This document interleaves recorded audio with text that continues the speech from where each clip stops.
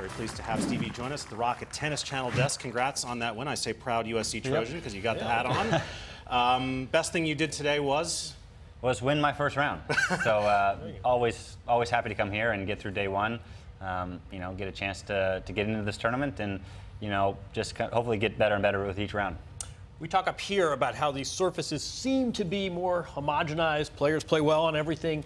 What do you think out there? I mean, how slow is this grass? It's slower than I think grass maybe has been in the past, or I don't know, like the meter or how they read it. But it's crazy to come here and think sometimes that the French Open plays quicker than Wimbledon on a hot day. But I've adjusted well. They still reward front foot tennis and being aggressive. So that's something that you really want to try and do out here.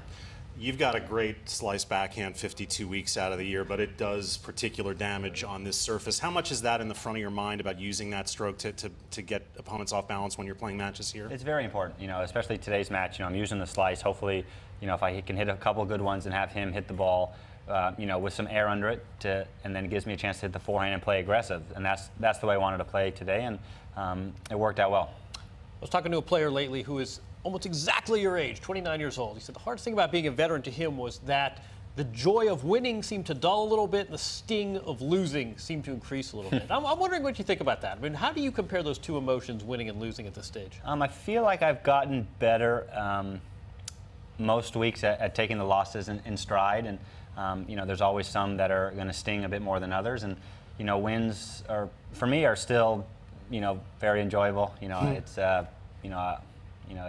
as an athlete, you love to win, and you hate to lose. But I've become a bit more practical in my losses and take them as they come, and know that it's a long season and you can't win them all. You're gaining momentum. You've won a match now at 3 tournaments in a row. I know on the whole it hasn't been the season that you hoped it would be. I'm curious, because tennis is about winning and losing, I know, but it's also your life is intertwined there. You're almost 30. You're married now. Is it possible for you to still be happy, to enjoy life when the results aren't going necessarily the way you want them to go? It's definitely more frustrating. When I was younger on the tour, 22, 23, you're so green out here. You just kind of are excited taking everything in. That the losses, they sting, but you still feel like you're invincible. You got a long career ahead of you. And now not that I'm very old, but I'm 29. I'm definitely probably towards the latter half of my career. I'm closer to the end than the beginning. But I'm just still trying to get better as a tennis player, better as a competitor. But it's a tough road out here for sure.